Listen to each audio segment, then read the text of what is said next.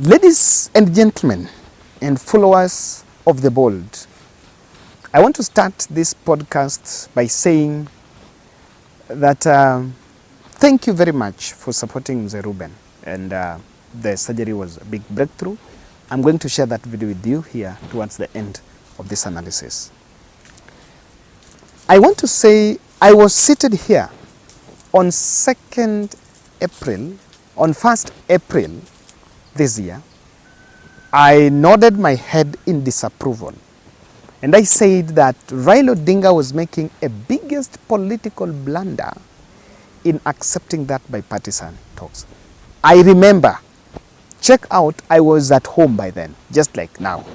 I was doing those videos home. And something really hit my mind, that what exactly was happening was that Raila Odinga was getting into a very dangerous trap that he really lived to regret. But I want to believe that I think Odinga has crafted ways of reconnaissance. Let me rebirth. He knows how to recharge. When you just think he's down, that is the moment he can recharge the ground and really get himself running in the streets. The bipartisan talks was designed to fail. We said, I personally made that political observation before everyone else, that the design, the intention was for it to fail, and it was just afloat. The reason why I'm saying is, I read the reasons why Sifuna is saying that Azimio la Umoja pulled out of those talks. And Sifuna is saying preservation of the server. Preservation, that will not even opening, just preservation. The Jubilee squabbles, the issue of the standard of living, or rather the price of unga, and all of it. And I don't know why people are shocked. I'm not shocked, because the reason why I'm saying the design and that project was deemed to fail is because before UDA team decided to go for that bipartisan talks, do you want to tell me they didn't know that they were not on the know of what Azimio was demanding? They knew very well, and of course the talks were going on. They knew what Azimio demanded, and at the point of breaking, there is no coincidence.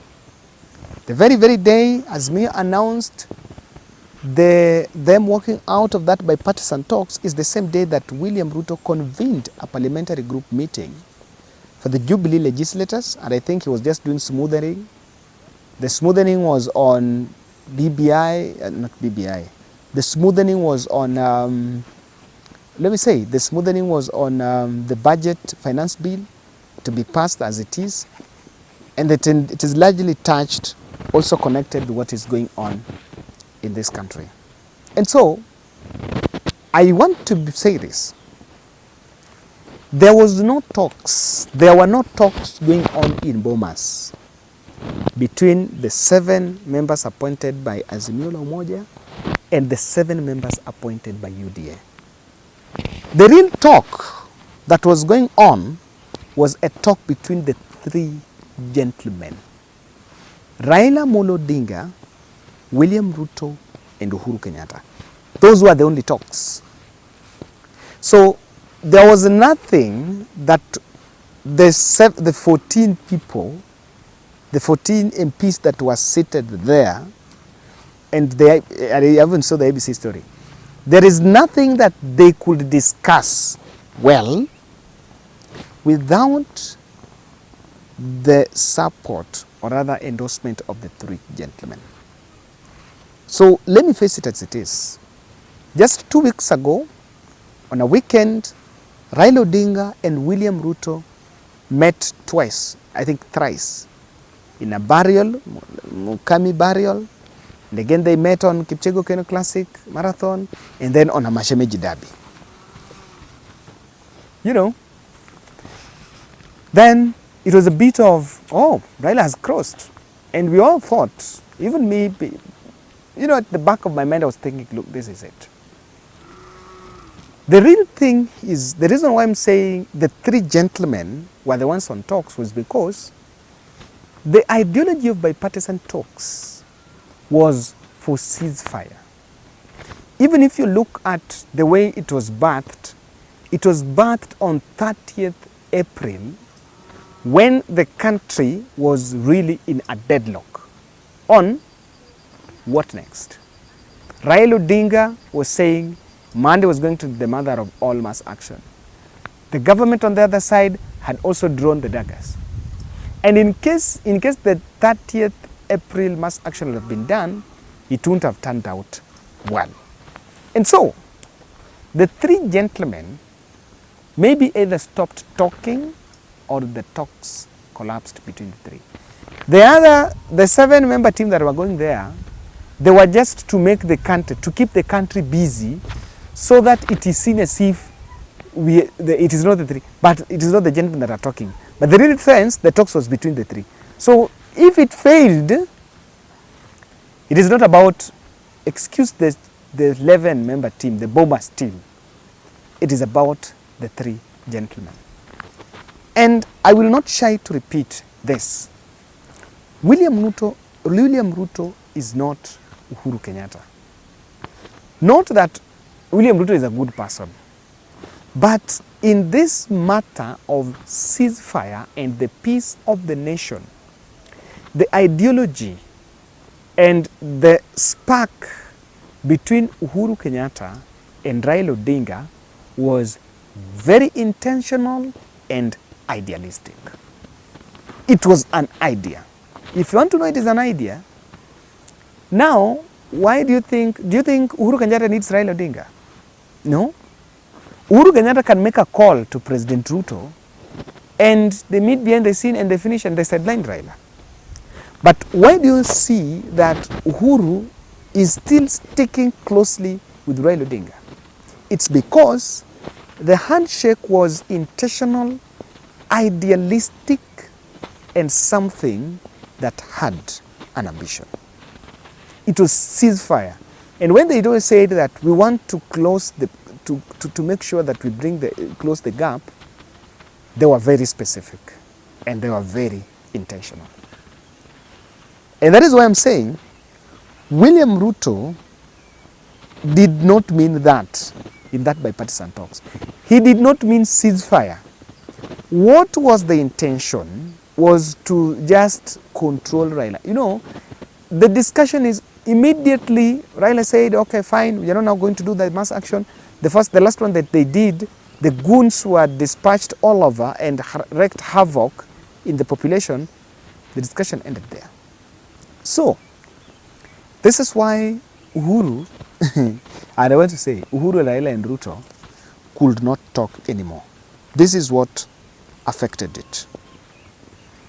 What affected that is Mount Kenya infiltration. Do you know that Rigathi Gachagua has never appreciated that bipartisan talks? Can you find anywhere he's talking good about it? Find anywhere. He's not. And so we were told that, okay, because of that, we are not going to put a Kikuyu in it, or we are not going to put, not a Kikuyu, we are not going to put a UDA, a Rigathi ally in it. And that's why the parliamentary leadership were not really, William Ruto ejected them last minute, even against their wish, because they always wanted to be there. But as these talks were going on, there is another background discussion that went on 1 man, 1 shilling, 1 vote. And the one man, 1 shilling, 1 vote, if it was to get its way in that bipartisan talks, it was to get its way through the Azimio wing, because that was Uhuru Raila idea. And so, because Rigathi wing do not appreciate it, not because it is bad, not Rigathi wing, Rigathi himself, not because it is something bad, but because it was Uhuru's idea. And if it is implemented, Uhuru will take the credit. And I've been wondering, what is better between Uhuru taking credit and people getting money, Mount Kenya people getting money. Which one is a better devil? You know, which one is better? If all of them are wrong, which one is better?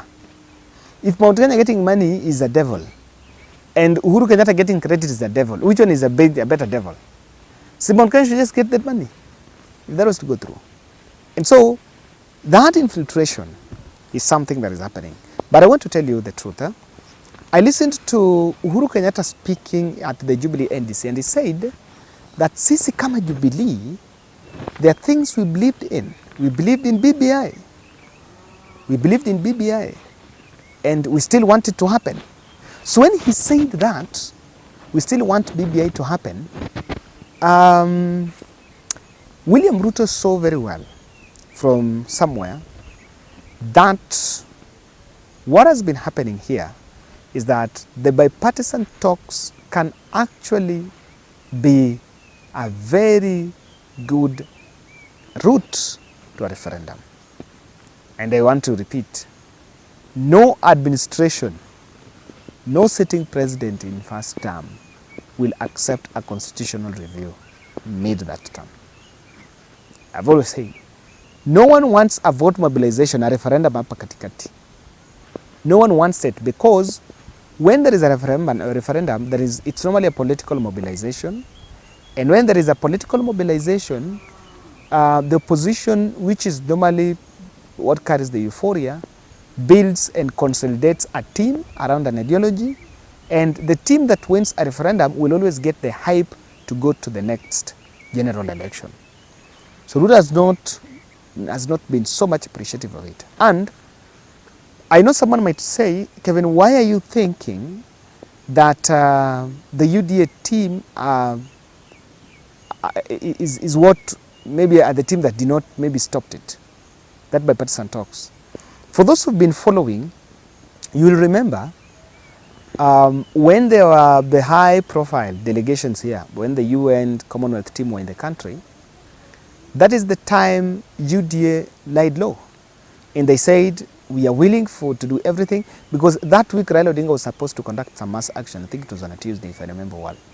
And they said, Raila Odinga should not do any mass action.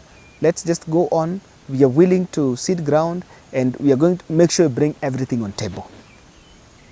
So with that is what even gave Raila Odinga some false hope that William Ruto was so much interested in those talks. So for you to see the Azimio team working out, clearly it is about a U-turn on the other end. Because initially those talks were going on because everything might have been brought on table. Or now, that is a bit of it. Raila is realizing the country is on a distress, especially on that budget. And because could really be receiving and even doing his own survey, they are getting important leaks that the country is bleeding. And the country is bleeding in anger. The tax is bleeding people's minds. And it is time that you stick to the other side and people's defender than being seen as leading to the UDA administration. Uhuru trouble. You know, the talks, and sometimes you may want just to be very objective here. The talks are talking about party discipline. And we believe that there's supposed to be some sort of some ceasefire. How do we talk? How do we negotiate? And you know, when Azimio said, as negotiations on the other end, mass action on this side, they said, the UDA said, no, you have to pick one. We either talk or you guys protest. Then Raila said, okay, fine, let us just have the talks. But the same thing cannot happen, that in the talks we are talking about party indiscipline on party poaching, while that something like that is in table being discussed, then UDA administration is sending a contingent of police with using state machinery to grab Jubilee Party. Ukweli usemwe. Ukweli usemwe. Haiwezekani. It doesn't look well. It doesn't look like we're coming to table with a clean hand. it is not in order that we are talking about we are going to do this, we're going to do this. But you are coming then to snatch parties. And probably that is my take on why it might have failed. I think the UDA must really relook their position on this. Hi guys, so this is Tuesday in the morning. I am here under Bold Charity Network. This is Ruben. So we came here just to fact check and know what has happened. I've just spoken to the clinical officer in charge and the caregiver, and I've confirmed that kwanza alifanyiwa surgery on Friday. And after Friday, he developed some complications. So he was also put on oxygen and also transfusion was done. But as you can see, he's recuperating well, and we are really praying that he's going to make it. The surgery was successful as of the report that I received, even though he's not still strong. So we want to say thank you very much for supporting this family. We are also going to do a cash transfer to support the rest of it that is needed, because we've been told we can only survive on fluids and fruits.